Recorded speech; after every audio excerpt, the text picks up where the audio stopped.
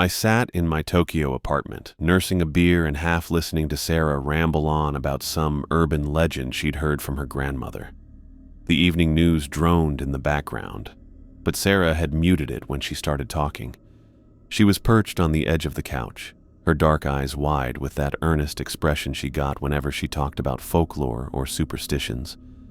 Her name is Victoria Nguyen, Sarah said, leaning forward like she was sharing state secrets. She wears a surgical mask and approaches people on the street, usually at night. I took another sip of my beer and glanced at my watch. 7:30. I had reports to review for tomorrow's meeting, and here Sarah was spinning ghost stories like we were kids at summer camp. She asked them a simple question, Sarah continued, her voice dropping to almost a whisper. Am I pretty? That's all she says at first. Okay, I said, not really paying attention. I was thinking about the quarterly projections I needed to finish. The numbers weren't adding up the way my boss wanted them to, and I'd probably be working late again. Sarah's voice pulled me back. If you say yes, she removes her mask and reveals that her face has been mutilated. Deep cuts run from the corners of her mouth to her ears, creating this horrible permanent smile. The flesh is rotting, and you can smell the decay. I looked at her then. Really looked at her. Sarah's face was completely serious, like she was describing something she'd witnessed herself rather than some ridiculous story passed down through generations of gullible relatives. Then she asks again, Sarah said, Am I pretty now? And no matter what you answer, she kills you. If you say yes, she thinks you're lying and cuts your face to match hers. If you say no, she gets angry and kills you anyway. I set my beer down on the coffee table harder than necessary. Sarah, come on. You can't seriously believe this garbage. Her expression didn't change. If anything, she looked more determined. My grandmother told me this story when I was little, and she heard it from her grandmother. It's been passed down for generations. Because people love scary stories, I said, feeling my patience wearing thin. It's entertainment, like those movies you watch where the killer always comes back for one more sequel. Sarah shook her head. This isn't entertainment, Michael. This is a warning. I laughed, but it came out harsher than I intended. A warning about what? Ghost women with surgical masks? Do you hear yourself right now? She flinched slightly, but pressed on. There are ways to protect yourself if you encounter her. You can confuse her by giving an ambiguous answer, like, you look okay, or I suppose. That might buy you time to escape. Or, I said, standing up and walking to the kitchen, you could just not engage with random crazy people on the street. Problem solved. Sarah followed me, her bare feet silent on the hardwood floor. The most effective protection is to carry candy with you. Hard candy, specifically. If you throw it on the ground, she becomes compelled to pick up every piece. It's like she can't help herself. While she's distracted, you can run. I opened the refrigerator and grabbed another beer, even though I hadn't finished the first one. Candy, right. So, this supernatural killer is basically a toddler who gets distracted by sweets. I know how it sounds, Sarah said quietly. But my grandmother was very specific about the details. She made me promise to always carry peppermints in my purse. I turned to face her, leaning against the kitchen counter. Sarah was holding a small tin of mints, the kind you'd buy at a convenience store checkout. She'd probably been carrying them around for years, just in case she ran into a fictional monster. Sarah, listen to yourself. You're a grown woman with a college degree, and you're talking about carrying candy to ward off ghosts. It's ridiculous. Her cheeks flushed red, but she didn't back down. Just because something can't be explained scientifically doesn't mean it isn't real. Actually, that's exactly what it means, I said. If something can't be measured, tested, or proven, then it's not real, it's superstition. It's the same kind of thinking that had people burning witches and sacrificing goats to make it rain. Sarah's jaw tightened. My grandmother wasn't some ignorant peasant. She was a smart woman who lived through things you can't imagine. I'm sure she was, I said, trying to soften my tone slightly. But smart people can still believe in nonsense, especially when they're scared or trying to make sense of random violence. I walked back to the living room and picked up my beer. Sarah followed, but she didn't sit down. She stood near the window, looking out at the street below. The evening light was fading and the streetlights were starting to flicker on. "You think I'm being foolish," she said without turning around. "I think you're letting old stories scare you for no reason," I replied. "Look, I get it. Your grandmother probably told you these stories to keep you safe, to make you cautious around strangers. But you don't need to believe in supernatural killers to know that you should avoid weird people on the street." Sarah turned to face me, and I could see the frustration in her eyes. What if you're wrong? What if she's real and you encounter her someday? I laughed again, shaking my head. Then I guess I'll die horribly because I didn't have any candy in my pocket. Sarah, do you realize how insane that sounds? "Just carry some mints," she said, holding out the tin. "It's such a small thing. What could it hurt?" I waved her off. I'm not carrying candy around like some kind of talisman. I'm a rational adult, not a superstitious child. Sarah's face fell, and she put the tin back in her purse. "Fine. But don't say I didn't warn you." "Warn me about what? A ghost story?" I sat back down on the couch and reached for the remote.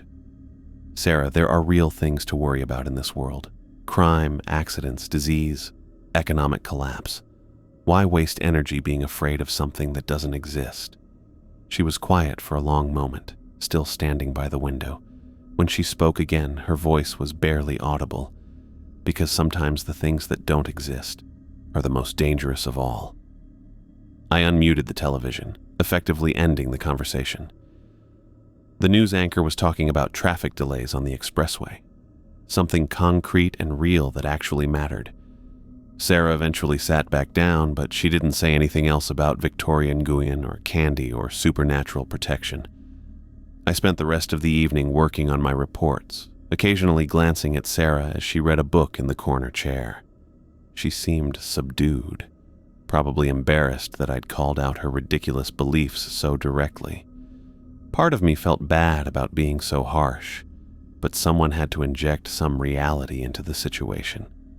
The idea that some mutilated ghost woman was wandering around Tokyo asking people about her appearance was absolutely absurd. The fact that Sarah not only believed it, but was actively preparing for an encounter was even more ridiculous. I wasn't going to enable that kind of magical thinking by pretending to take it seriously. When I finally closed my laptop around 10:30, Sarah had already gone to bed. I could hear her moving around in the bedroom, probably going through her nightly routine of checking locks and windows. Another habit her grandmother had probably instilled in her, disguised as protection against supernatural threats when it was really just basic home security. I finished my beer and rinsed the bottle in the kitchen sink. Through the window, I could see people walking on the sidewalk below. Normal people going about their normal lives without worrying about masked killers or carrying candy for protection. That was reality. Everything else was just stories people told themselves to feel like they had some control over the random chaos of existence. I walked home from work a few days later, my mind still churning over the quarterly projections I had finally submitted that morning. The Tokyo streets buzzed with their usual evening energy. Salarymen hurrying to catch trains, students clustered around convenience stores, the familiar hum of city life that I'd grown to appreciate over the years. I was thinking about Sarah's ridiculous story from the other night, actually. Not because I believed any of it, but because it had been bothering me how seriously she'd taken the whole thing. The peppermint tin, the way her face had fallen when I'd dismissed her grandmother's warnings. Maybe I'd been too harsh. Sarah meant well, even if her beliefs were completely irrational. I turned down the narrow street that led to our apartment building, passing the same row of vending machines and the small ramen shop that always smelled like garlic and pork broth. The owner waved through the window like he did every evening, and I nodded back. That's when I saw her. A woman stood directly in my path about 20 feet ahead, perfectly still on the sidewalk. She wore dark clothing, a long coat or jacket, and a white surgical mask covered the lower half of her face.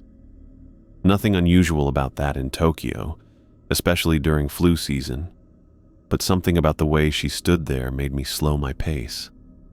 She wasn't moving, wasn't looking at her phone or waiting for someone or doing any of the normal things people do when they stop on a sidewalk. She was just standing there, facing my direction. I kept walking, figuring she'd move aside or continue on her way, but as I got closer, I realized she was looking directly at me. Her eyes were dark, almost black, and they stayed fixed on mine as I approached. When I was about 10 feet away, she spoke. "Am I pretty?" The words hit me like a slap. My steps faltered, and for a moment I just stared at her. The voice was soft, almost melodic, but there was something wrong with it. Something that made my skin crawl. Sarah's story came flooding back. The surgical mask, the question, the whole ridiculous urban legend about Victoria Nguyen. But this was just some weird coincidence. Had to be. People asked strange questions in big cities all the time. Maybe she was mentally ill or on drugs or just playing some kind of prank. I felt more irritated than scared. This was exactly the kind of superstitious nonsense that Sarah bought into, and here I was, encountering some random woman who happened to fit the description. It was almost funny, really. What were the odds? "Am I pretty?" she asked again, her voice exactly the same tone and volume as before. I stopped walking completely now, standing about 6 feet away from her. Up close, I could see that her eyes were unusually large, and they never blinked. The surgical mask was pristine white, the kind doctors wore, and it covered everything from her nose down to her chin. "You look fine," I said, trying to keep my voice casual and dismissive. I wasn't going to play into whatever this was. "Excuse me." I stepped to the right to walk around her, but she moved with me, sliding sideways to block my path again. The movement was smooth, almost gliding, and I didn't hear her feet on the pavement. "Am I pretty?" she repeated, and this time I noticed that her lips didn't seem to move behind the mask.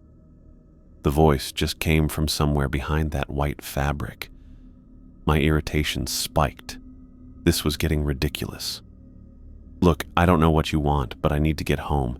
You're blocking the sidewalk." She tilted her head slightly like a curious bird, but didn't respond.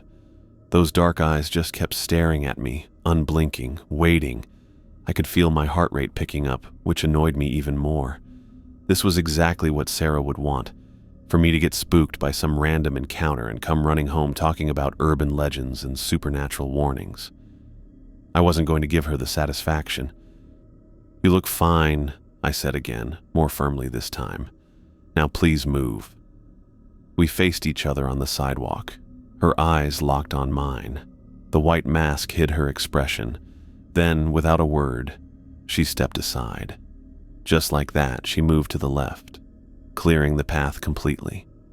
She didn't say anything else, didn't nod or acknowledge my words in any way. She just stepped aside and stood there, watching me. I walked past her quickly, keeping my eyes forward and my pace steady. I could feel her gaze following me, could sense her turning to watch as I continued down the street, but I didn't look back. I wasn't going to give her the satisfaction of seeing me rattled. But as I walked, something felt wrong about the encounter.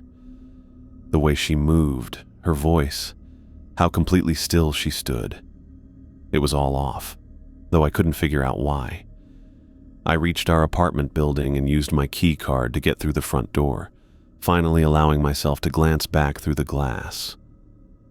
The street was empty. No sign of the woman anywhere. Inside the elevator, I tried to rationalize what had just happened. Tokyo was full of eccentric people, street performers, artists, people with mental health issues. Encountering someone acting strangely wasn't exactly unusual. The fact that she'd happened to ask the same question from Sarah's urban legend was just a bizarre coincidence, but as the elevator climbed, I kept thinking about her eyes, They never blinked, never looked away, showed no emotion, and when she stepped aside, she moved too smooth, like she was floating. I shook my head, annoyed with myself for even entertaining these thoughts. This was exactly the kind of irrational thinking that Sarah specialized in, and I wasn't going to fall into that trap. There was a perfectly logical explanation for everything that had happened. The elevator doors opened on our floor, and I walked down the hallway to our apartment, fishing my keys out of my pocket. As I unlocked the door, I made a decision. I wasn't going to tell Sarah about this encounter. She'd just see it as validation of her grandmother's warnings, and I'd never hear the end of it. I stepped into the apartment and closed the door behind me, turning the deadbolt out of habit. The familiar sounds of home greeted me, the hum of the refrigerator, the distant murmur of the television, Sarah moving around in the kitchen. But even as I hung up my coat and called out my usual greeting, I couldn't quite shake the memory of those unblinking eyes and that strange, emotionless voice asking the same question over and over again. I pushed away any thoughts connecting the masked woman to Sarah's warning about Victoria Nguyen. The whole thing was ridiculous. Just because some unstable person on the street happened to ask the same question Sarah had mentioned didn't mean anything supernatural was going on. Coincidences happened all the time in a city this size.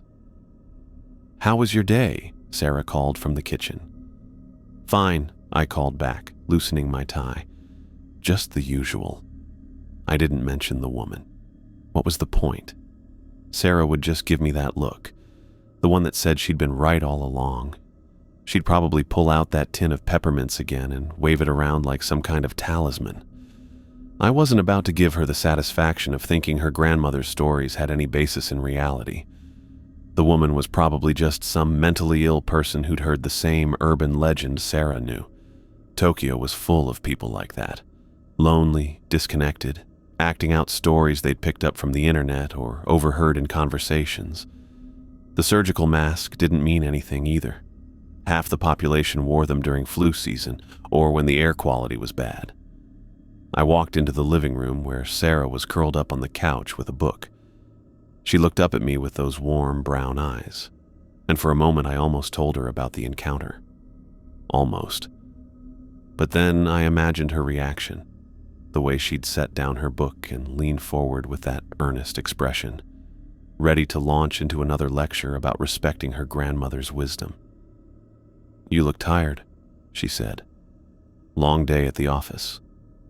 I sat down beside her and reached for the remote. "What are you reading?" She showed me the cover, some novel about family traditions in rural Japan. Of course, Sarah was always reading books like that, stories about old customs and folklore. It was like she was trying to connect with something that didn't exist anymore, if it ever had. I flipped through the channels looking for something normal. Sports scores, weather reports, traffic updates. Real information about the real world. Not stories about masked women who ask strange questions and mutilated people's faces. But even as I tried to focus on the news, I kept thinking about those eyes, dark and unblinking, staring at me through the white surgical mask.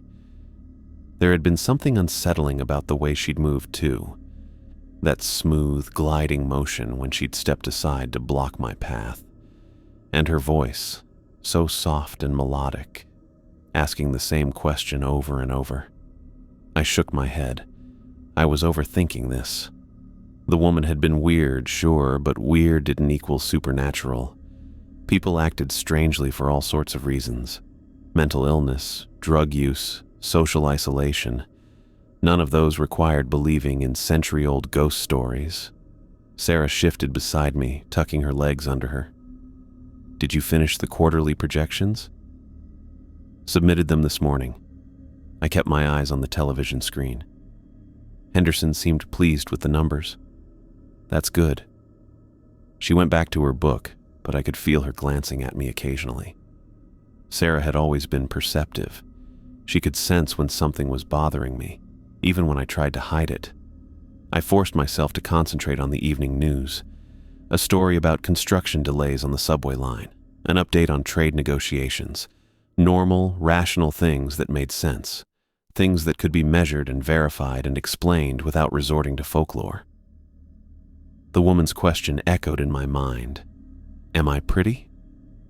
Such a simple question, but there had been something off about the way she'd asked it. The repetition, the lack of emotion in her voice, the way her lips hadn't seemed to move behind the mask. I was imagining things. Stress from work, probably.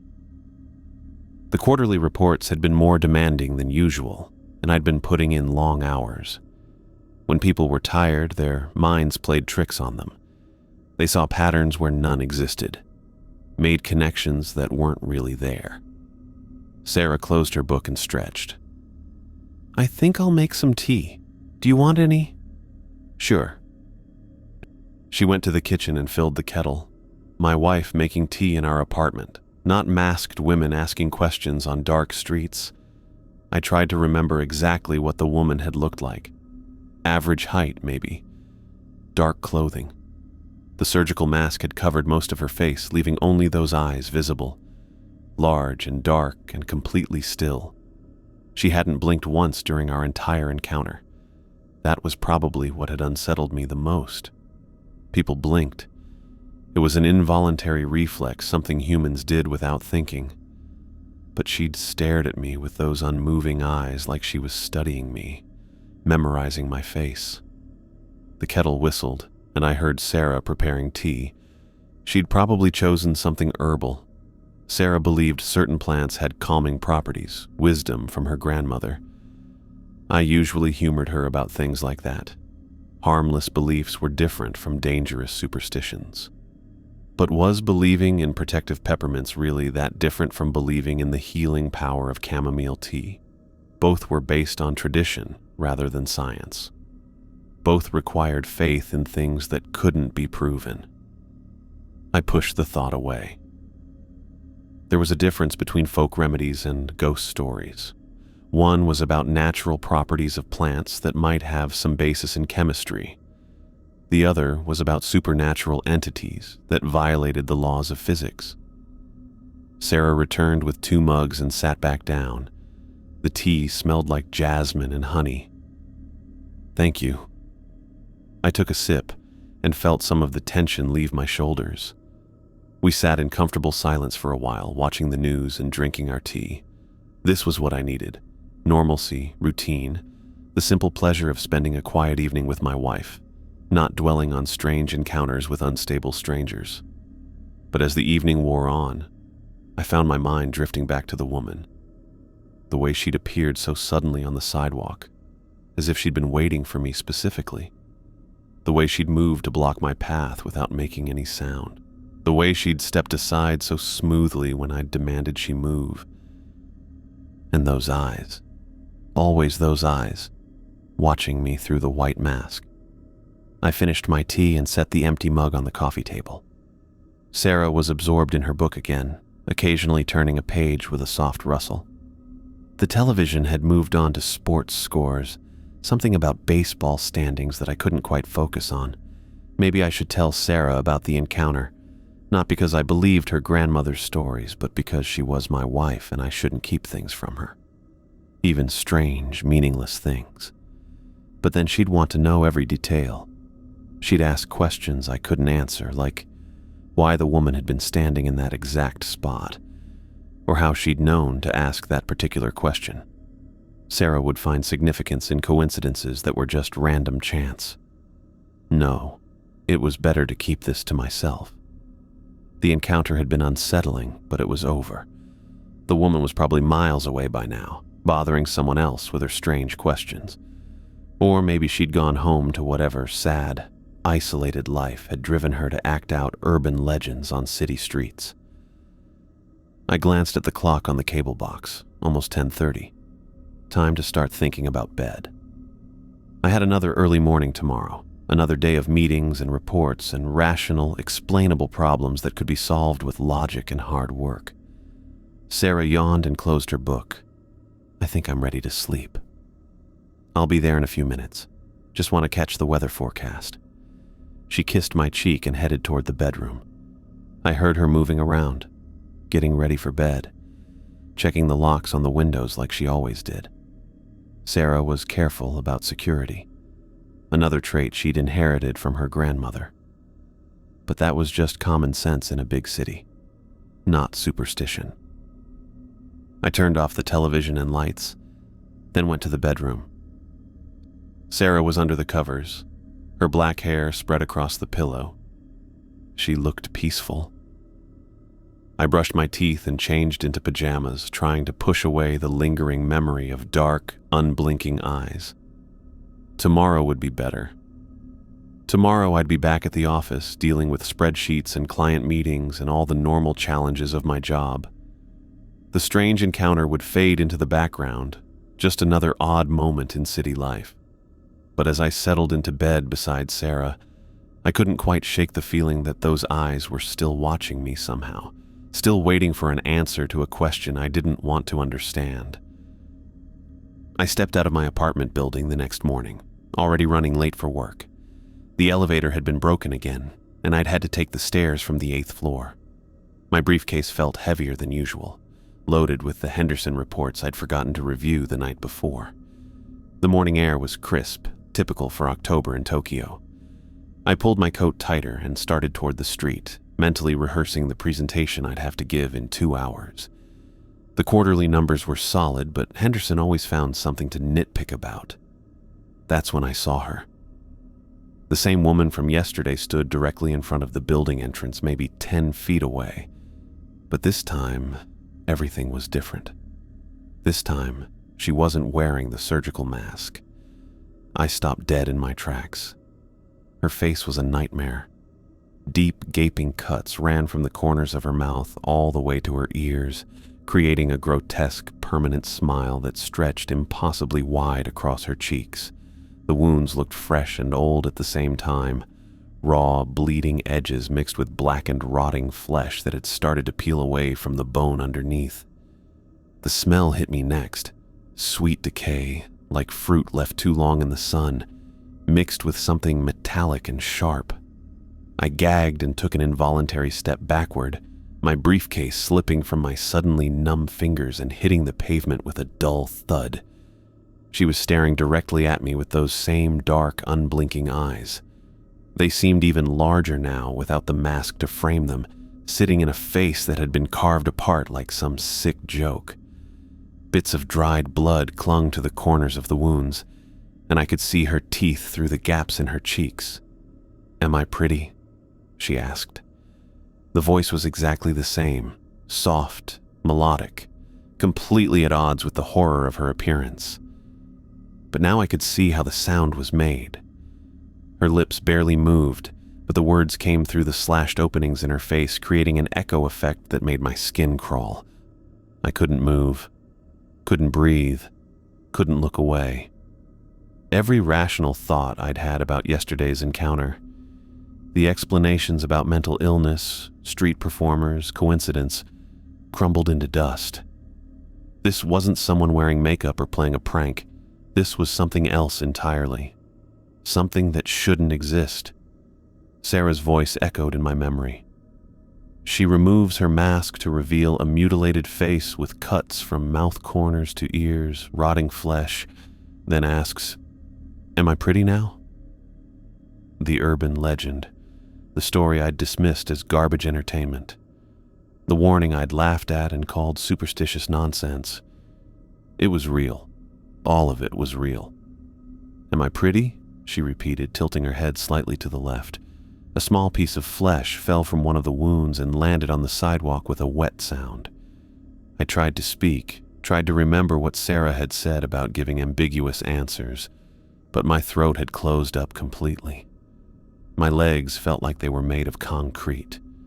The morning sounds of Tokyo, traffic, voices, the distant rumble of the subway, all faded away until there was nothing but her voice and the smell of rotting meat.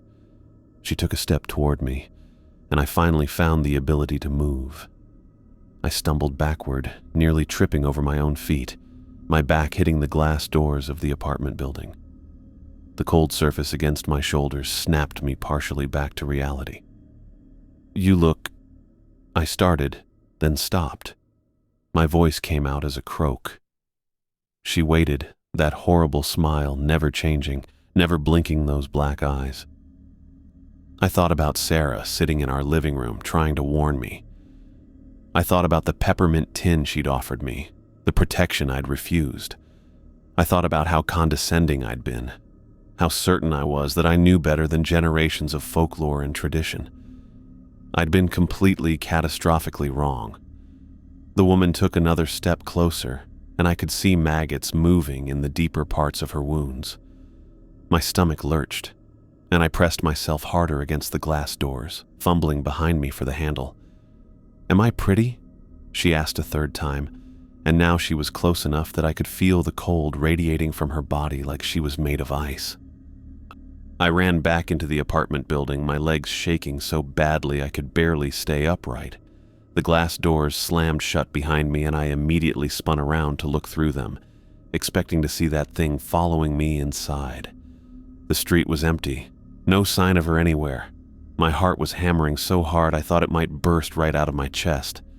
I pressed the elevator button over and over, jabbing at it with my finger like that would make it come faster. Where the hell was it?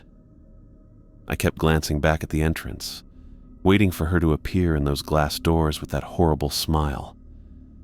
The elevator dinged and the doors slid open. I practically threw myself inside, hitting the button for the 8th floor so many times, I probably broke it. My hands wouldn't stop shaking. As the elevator climbed, I tried to catch my breath, but all I could think about was her face. Those cuts, the smell of rotting flesh, the way she'd asked that question in that soft, melodic voice while maggots crawled through her wounds. Sarah had been right about everything. The urban legend, the warnings, all of it. I'd laughed at her, called her superstitious, dismissed her grandmother's stories as garbage, and now I'd seen it with my own eyes. The elevator reached my floor and I stumbled out, fumbling for my keys. My hands were shaking so badly I dropped them twice on the hallway carpet. The metal jingled as they hit the floor, and I scrambled to pick them up, constantly looking back toward the elevator like she might step out of it at any second. Finally got the key in the lock, turned it. The door opened and I burst inside, slamming it shut behind me so hard the whole frame shook. I turned every lock we had, the deadbolt, the chain, even the little security latch Sarah had insisted on installing last year that I'd thought was pointless. I leaned against the door, trying to catch my breath. My shirt was soaked with sweat and my legs felt like they might give out. The apartment smelled like coffee, Sarah's lavender soap, and last night's dinner, but nothing felt normal anymore. I needed to find Sarah. I needed to tell her she'd been right about everything, that her grandmother's warnings weren't just stories, that the thing with the surgical mask was real, and it was here, and it had found me. "Sarah?" I called out, my voice cracking. "Sarah, are you here?" No answer. The apartment was quiet except for the hum of the refrigerator and the distant sound of traffic from the street below. Maybe she was in the bedroom with headphones on or taking a shower. She had to be here somewhere. I pushed myself away from the door and walked deeper into the apartment, my legs still unsteady. The living room looked exactly the same as when I'd left this morning. Sarah's book about family traditions still on the coffee table. The remote where I'd left it last night, her empty tea mug from yesterday evening still sitting there. "Sarah," I called again, louder this time. "I need to talk to you. It's important." Still nothing. A cold feeling started spreading in my stomach that had nothing to do with what I'd just seen outside. Where was she? Sarah was always home by this time of day. She worked from home most days, translating documents for the cultural center. She should be here. I walked toward the kitchen, hoping to find her making lunch or tea. The kitchen was empty too. Clean dishes in the drying rack. Coffee maker still warm from this morning, but no Sarah. The cold feeling in my stomach got worse. Maybe she'd gone out for groceries, or to meet a friend. There had to be a simple explanation, but the apartment felt wrong somehow, like something was missing besides just Sarah's presence. I couldn't put my finger on what it was. I headed toward the bedroom, calling her name again. The door was open and I could see the bed was made, Sarah's side neat and tidy like always. Her slippers were by the nightstand where she always left them, but she wasn't there. The bathroom was empty too, shower dry, towels hanging exactly where they should be. I even checked the closets, feeling ridiculous but unable to stop myself. What was I expecting that she was hiding in there? I walked back toward the living room, that cold feeling spreading through my whole body now. Something was definitely wrong. Sarah wouldn't just leave without telling me, especially not without her phone. And where would she go anyway? All her friends lived across the city, and she never went anywhere without planning it first. I tried to think rationally about this. Maybe she'd gotten a last-minute call from work. Maybe there was some emergency at the cultural center that required her to go in. But she would have left a note. She always left notes. The apartment was too quiet. I needed to call her, find out where she was and when she'd be back. Then I could tell her about what I'd seen, about how wrong I'd been to dismiss her warnings. We could figure out what to do together. I patted my pockets looking for my phone, then remembered I'd dropped my briefcase outside when I saw that thing's face. My phone was probably scattered across the sidewalk along with all my work papers. But Sarah's phone would be here somewhere. She never took it with her when she was just running quick errands. I walked back toward the living room, listening for the sound of her ringtone. If I called her number from the landline, I'd be able to hear where she'd left her phone and at least know she was planning to come back. I called out for Sarah again, my voice echoing through the apartment. "Sarah, are you here?" Nothing. I walked back through the kitchen, checking behind the counter and even opening the pantry door. Empty. The coffee maker was still warm from this morning, and her favorite mug sat clean in the drying rack where she always left it. Everything looked normal, but Sarah wasn't here. I headed to the bedroom, pushing the door open wider. The bed was made perfectly, corners tucked in the way Sarah always did them. Her slippers sat neatly by the nightstand. I opened the closet door and pushed aside her clothes, feeling ridiculous but needing to be sure. Nothing. The bathroom was next. I flicked on the light and pulled back the shower curtain. Empty tub. Towels hung straight on their bars. Sarah's toothbrush sat in the holder next to mine. I checked the hall closet, moving aside coats and boxes. Then the small storage room where we kept cleaning supplies and extra linens. Sarah wasn't anywhere. My chest started to feel tight.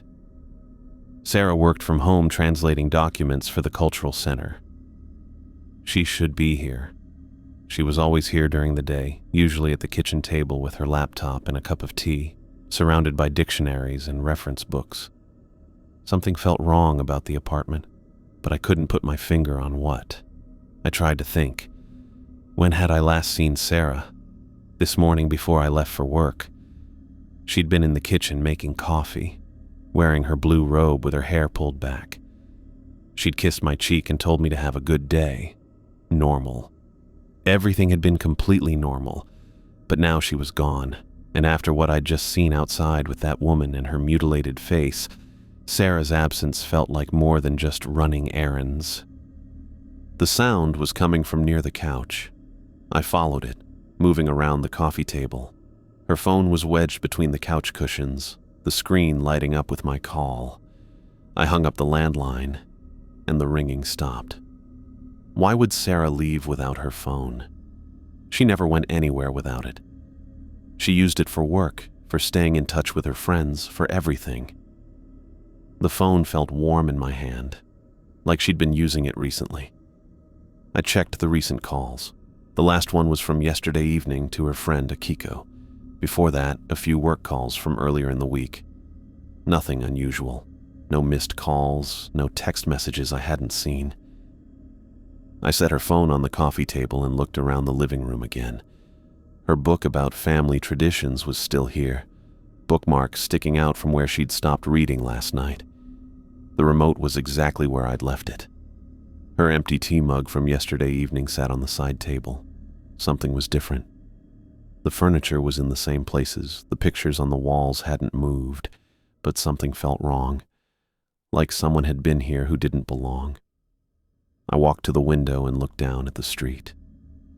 A few people walked by on the sidewalk, normal morning foot traffic. No sign of the woman with the mutilated face. No sign of Sarah, either.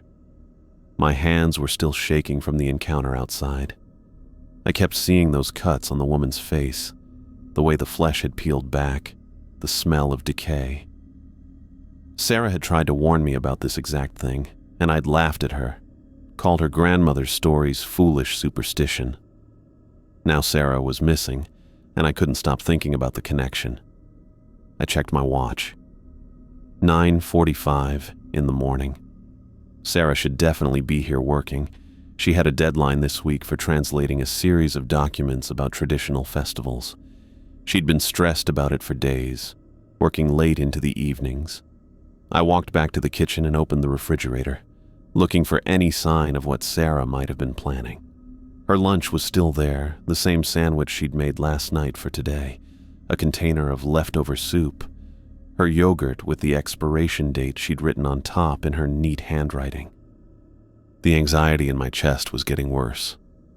I tried to think of logical explanations. Maybe she'd gone to the library for research. Maybe she'd had an emergency call from a friend. Maybe she'd run out to buy something for work and would be back any minute. But she would have taken her phone. She would have left a note. She always left notes when she went out unexpectedly.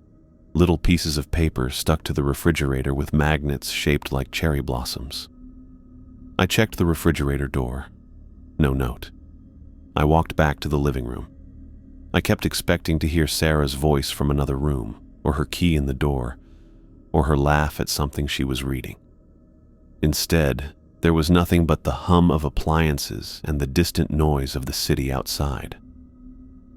I sat down on the couch where Sarah had been reading last night, trying to think clearly. The cushion still held the slight impression of where she'd been sitting. I picked up her book and flipped through it, looking for anything that might give me a clue about where she'd gone.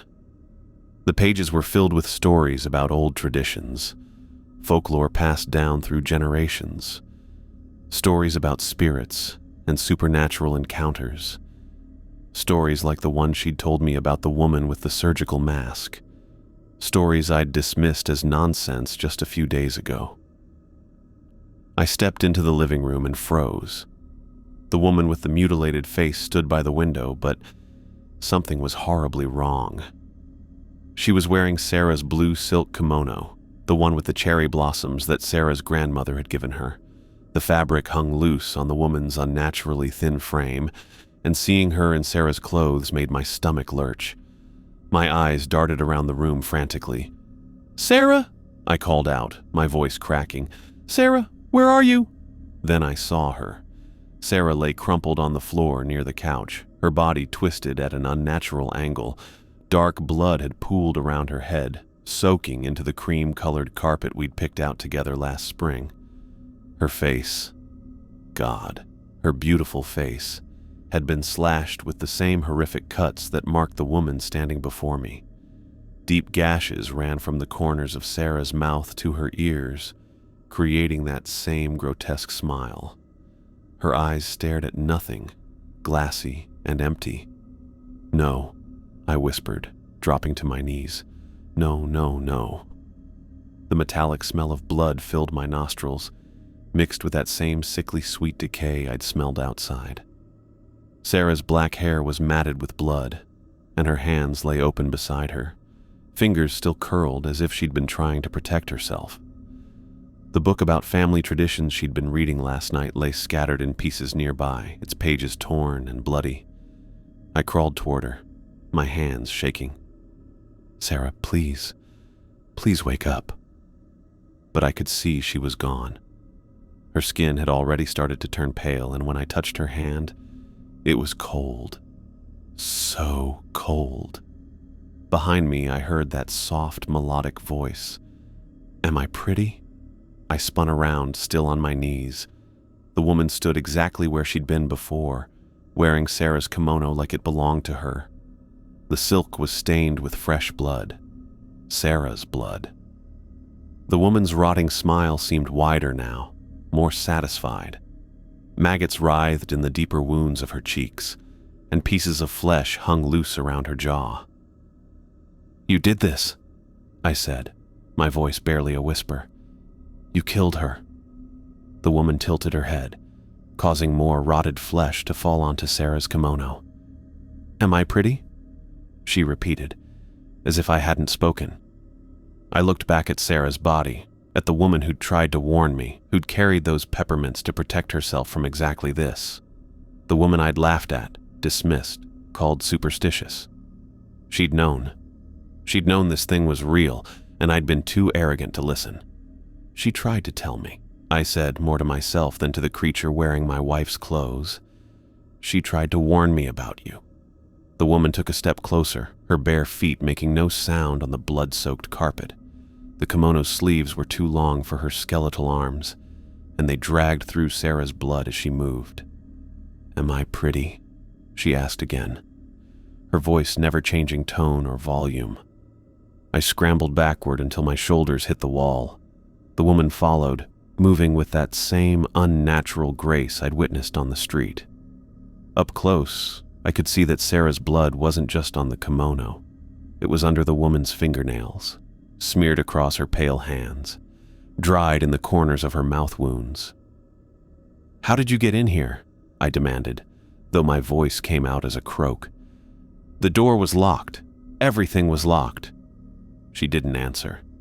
She never answered anything except to repeat her question, but I could see the truth in her black, unblinking eyes. Locks meant nothing to her. Walls meant nothing. She'd come for Sarah while I was outside, terrified and running away like a coward. She'd found my wife alone and defenseless, and she'd done to Sarah exactly what Sarah had warned me she would do. The woman crouched down in front of me, bringing her mutilated face level with mine. The smell of decay was overwhelming now, mixed with the metallic scent of fresh blood.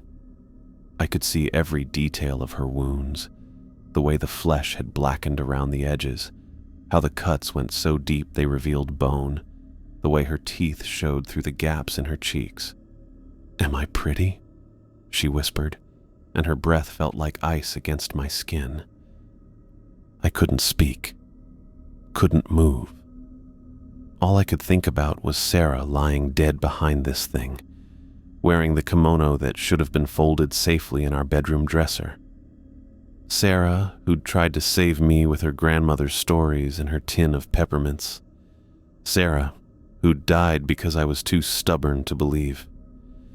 The woman reached out with one blood-stained hand and touched my cheek. Her fingers were so cold they burned, and I could feel the sticky wetness of Sarah's blood transferring to my skin.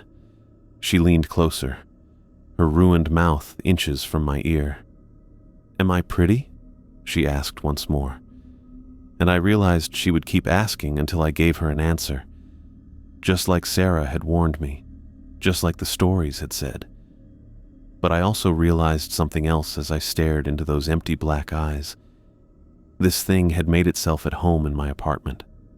It was wearing Sarah's clothes, standing in our living room like it belonged here. Like it had claimed this place, claimed Sarah's life, and now it was going to claim mine. The woman straightened up, still crouching in front of me, still waiting for my response.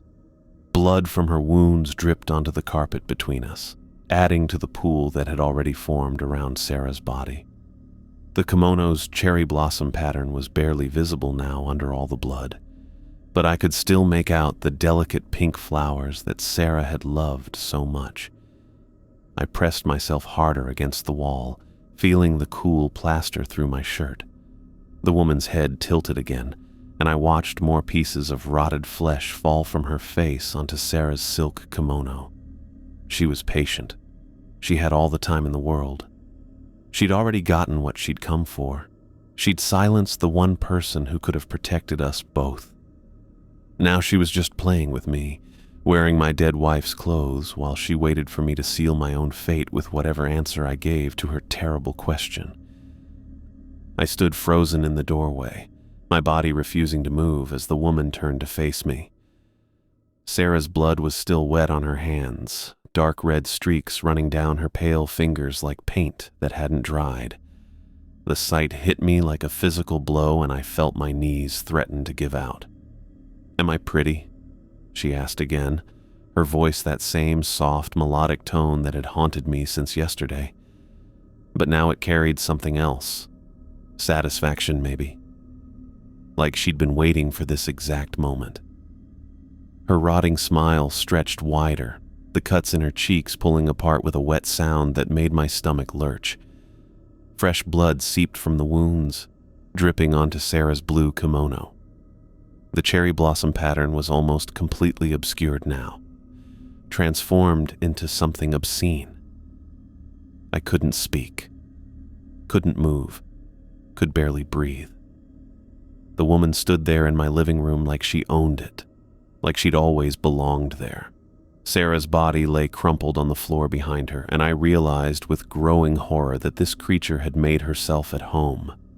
She'd killed my wife and then put on her clothes, claimed her space, turned our apartment into her hunting ground. Blood and decay filled the air.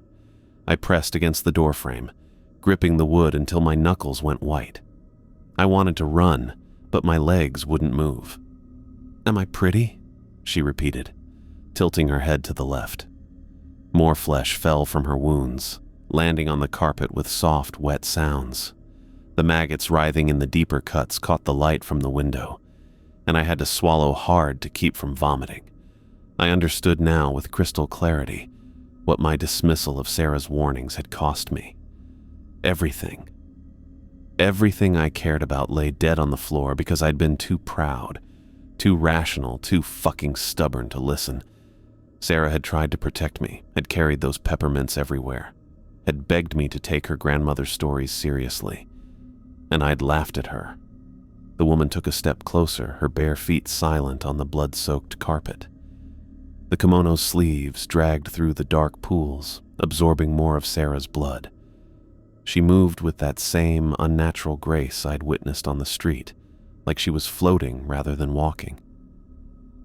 "Am I pretty?" The question came again, patient and relentless. She had all the time in the world, she'd already won. I stared at her mutilated face, at the blackened flesh around the wounds, at the teeth visible through the gaps in her cheeks. This was what Sarah had tried to warn me about. This was the creature from her grandmother's stories, the one I dismissed as folklore and superstition. And now she was here, wearing my dead wife's clothes, asking me the same question she'd asked Sarah before she killed her. My throat felt like sandpaper. I tried to form words, any words, but nothing came out except a strangled sound that might have been Sarah's name. The woman waited, her dark eyes fixed on mine with that same unblinking stare that had unnerved me yesterday. Except now I knew what those eyes had seen, what those hands had done. She'd killed Sarah while I was outside, probably within minutes of my leaving the building. While I was running back upstairs in terror, Sarah was already dead. The timing made my chest tight with a grief so sharp it felt like drowning. The woman smiled wider, and I heard the wet sound of her wounds stretching. Blood ran down her chin, staining the kimono's collar. She looked almost pleased, like she was enjoying my horror, my realization of how completely I'd failed. I knew with absolute certainty that no matter what I said, she would kill me.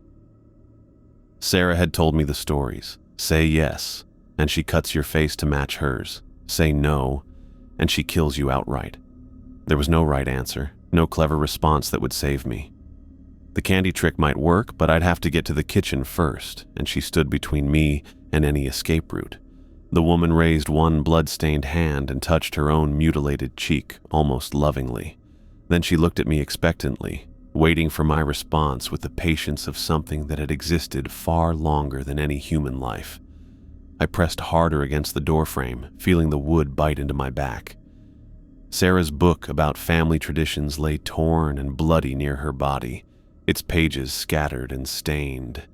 All those warnings, all that wisdom passed down through generations, and I'd thrown it all away because I thought I knew better. The woman's smile never wavered as she took another step closer. I could see my breath in the air. "Am I pretty?" she asked again, and this time she was close enough that I could see the maggots moving in the deeper parts of her wounds. They writhed and twisted, feeding on the rotting flesh that somehow never seemed to heal or get worse. Just perpetually decaying, perpetually fresh. I tried to take a step backward, but there was nowhere to go. The hallway stretched behind me, but my legs felt like they were made of concrete. Every muscle in my body had locked up with terror, leaving me trapped in this doorway while she approached. The kimono hung loose on her thin frame. Sarah had worn it on special occasions and looked beautiful in it. Now blood stains covered the cherry blossoms that Sarah's grandmother had embroidered by hand. I thought about Sarah's peppermint tin, probably still in her purse somewhere in the bedroom, the protection she'd offered me, the wisdom I'd rejected with such arrogance. If I'd just listened, if I'd just taken the tin, maybe things would have been different. Maybe Sarah would still be alive. The woman stopped 3 feet away. The decay smell hit me stronger now, death mixed with something older and more wrong than decomposition. She raised her hand toward my face, the same hand that was stained with Sarah's blood. Her fingers were longer than they should have been, with nails that looked more like claws. Dark blood had dried under those nails, and I knew it was Sarah's. "Am I pretty?" The words came out in a whisper this time, almost intimate, like she was sharing a secret with me.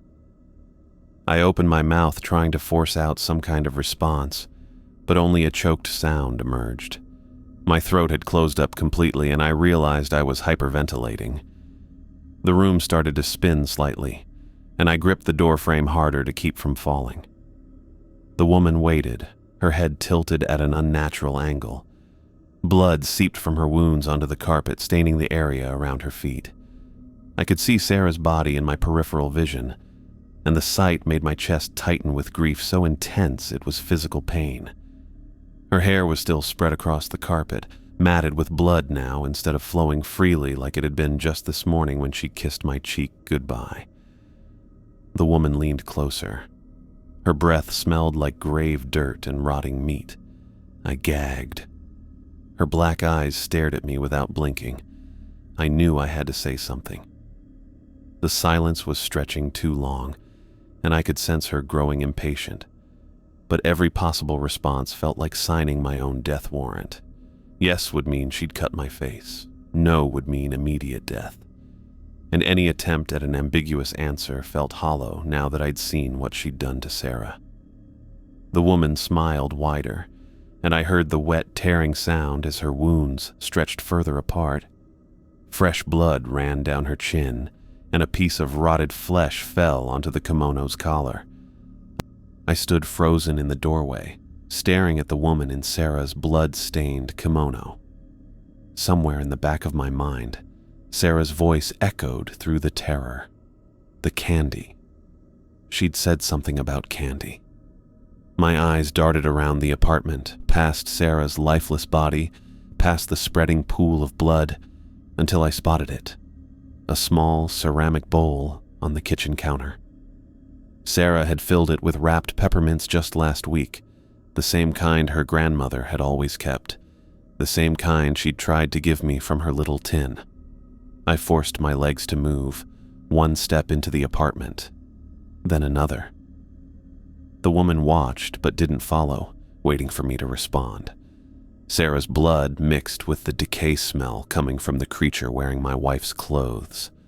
My hands shook as I reached toward the kitchen counter.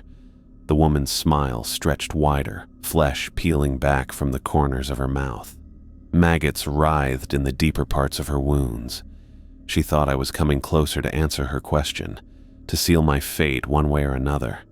I grabbed a handful of the wrapped peppermints from the bowl. The cellophane crinkled in my palm. The woman's head tilted further, curious now, her unblinking stare fixed on my trembling hand. I threw the candy at her feet as hard as I could. The peppermints scattered across the bloody carpet. Some bounced off Sarah's body. Others rolled under the couch. The woman's smile vanished.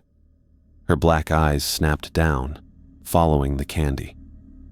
She dropped to her hands and knees. Her fingers picked up each piece of candy, one by one. The kimono pooled around her as she crawled across the floor, gathering the scattered mints.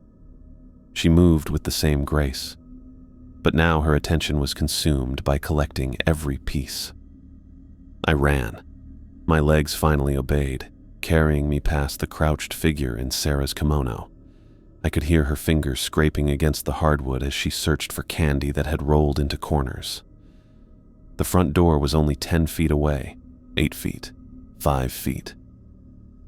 Cold fingers wrapped around my ankle like a vice. I crashed to the floor, my chin hitting the hardwood. Pain shot through my jaw. The woman's grip was cold like a corpse, something that had never been alive. Her fingers dug into my ankle through my sock. I twisted around and saw her crouched behind me, one hand still methodically picking up candy while the other held my leg. She hadn't abandoned her compulsion entirely. She was trying to do both things at once, collect the peppermints and keep me from escaping. I kicked at her face with my free foot. My heel connected with her rotting cheek and chunks of flesh flew off. The impact made a wet, tearing sound. She didn't cry out or show any sign of pain, but her grip loosened just enough. I yanked my ankle free and crawled toward the door. Behind me, her fingers scraped across the floor, gathering candy. Bare feet slapped against the hardwood. She was following me, still collecting the scattered mints. I reached the door and grabbed the handle, pulling myself upright. My ankle throbbed where her fingers had gripped it, and I could already feel bruises forming. I fumbled with the deadbolt, my hands shaking so badly I could barely turn the lock. The door opened, and I stumbled into the hallway. Behind me, I heard the woman's voice, soft and melodic as always. "Am I pretty?" She was coming after me. The candy had bought me seconds, not minutes. I could hear her in the doorway now, no longer distracted by the compulsion to collect every piece. I ran toward the stairwell, my footsteps echoing off the walls. The elevator would take too long. 8 flights of stairs stretched below me, but I took them 3 at a time, gripping the railing to keep from falling. My ankle screamed with each step, but I didn't slow down. Behind me, I could hear her following, not running. She didn't need to run. Her bare feet made almost no sound on the concrete steps, but I knew she was there. She moved the same way as before, probably floating down the stairs rather than walking. 7th floor. 6th floor. My lungs burned and my legs felt like rubber, but I kept going. The woman's voice drifted down the stairwell. "Am I pretty?" The question echoed off the walls, seeming to come from everywhere at once. 5th floor, 4th floor. I could see the exit sign glowing red at the bottom of the stairwell. Just a few more flights. My ankle gave out on the 3rd floor landing and I stumbled, catching myself against the wall. When I looked back up the stairs, I saw her. She stood on the landing above me, still wearing Sarah's blood-stained kimono. The fabric hung loose on her skeletal frame, and dark stains covered the cherry blossom pattern. Her black eyes stared down at me with that same patient, unblinking gaze. She wasn't even breathing hard. "Am I pretty?" she asked again, her voice carrying clearly down the stairwell. I pushed myself off the wall and kept running. 2nd floor, 1st floor. The exit door was right there, heavy metal with a crash bar across the middle. I slammed into it with my full weight and burst out into the morning sunlight. The street was busy with people heading to work, cars honking in traffic, the normal sounds of Tokyo morning rush hour. I stumbled onto the sidewalk, gasping for air, my ankle throbbing with each heartbeat. When I turned back to look at the building entrance, I could see her through the glass doors. She stood just inside, still wearing Sarah's kimono, watching me with those terrible black eyes, but she wasn't coming outside. She pressed one pale hand against the glass, leaving a bloody handprint, but she didn't push the door open. She couldn't leave the building, or wouldn't. Something kept her trapped inside, bound to the place where she'd killed Sarah, where she'd claimed our apartment as her own. I waited there on the sidewalk, my heart hammering against my ribs, watching her watch me. A businessman in a gray suit walked past me toward the building entrance, and I almost called out to warn him. But the man used his keycard and entered without any trouble. The woman didn't move toward him or acknowledge his presence at all. Her attention stayed fixed on me. I backed away from the building, putting more distance between us, and her image grew smaller behind the glass. But she never moved from that spot by the entrance, never stopped staring. 3 blocks away, I found a payphone outside a convenience store. My hands shook so badly I could barely get the coins into the slot. When the operator answered, I forced my voice to stay steady. "I need to report a death," I said. "My wife. Someone killed my wife." I gave them the address, apartment number 807. When they asked for details, I told them I'd come home from work and found Sarah's body in the living room. I said there were signs of forced entry, that someone had broken in while I was gone. I described the wounds on her face as knife cuts made by an intruder who'd fled before I arrived. I didn't mention the surgical mask. I didn't mention the question about beauty. I didn't mention the woman who now wore Sarah's kimono and stood guard in our building's entrance. No one would believe that part. They would think I'd lost my mind from grief or trauma. The police arrived within 20 minutes. I watched from across the street as 2 patrol cars pulled up to the building, their red lights flashing but no sirens. 4 officers got out, 2 older men in dark uniforms and 2 younger ones who looked like they'd rather be anywhere else. They spoke briefly on the sidewalk, checking their notebooks, then approached the building entrance. I held my breath as the first officer reached for the glass door. Would she attack them? Would they see her standing there in Sarah's kimono, or would she appear as just another resident to them? The officers entered the building without any visible reaction. No shouting, no commotion. They simply walked inside and disappeared from view. I waited on the opposite sidewalk, leaning against a lamppost, my ankle throbbing and my shirt still damp with sweat. 30 minutes passed, then 45. Other residents came and went from the building, an elderly woman with a shopping bag, a young man in a delivery uniform, a mother pushing a stroller. None of them seemed to notice anything unusual. Finally, the 4 officers emerged from the building, but something was wrong with their faces. The older officers looked pale and shaken, like they'd seen something that didn't make sense. One of the younger ones kept glancing back at the building entrance, his hand resting on his radio. They gathered on the sidewalk in a tight circle, speaking in low voices I couldn't hear from across the street. One of the older officers pulled out his phone and made a call, then another call. They waited by their cars for another 20 minutes until an unmarked sedan arrived. A detective in a rumpled suit got out, spoke with the officers, then entered the building alone. He came out 15 minutes later, looking just as confused and disturbed as the patrol officers. More phone calls, more waiting.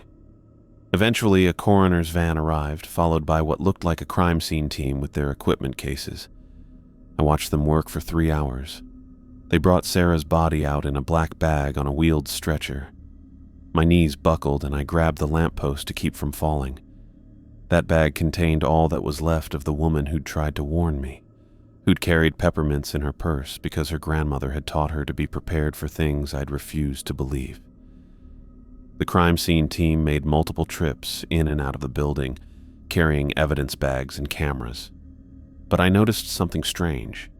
Every time they came outside, they looked relieved, and every time they had to go back in, they hesitated at the entrance, like they were forcing themselves to cross some invisible threshold. The police left. I knew she was still in apartment 807, wearing Sarah's kimono and asking her question to empty rooms. I never went back to that building. I spent the night in a business hotel near the train station, paying cash and giving a false name. The next morning, I called my office and told them I was taking emergency leave due to a family death.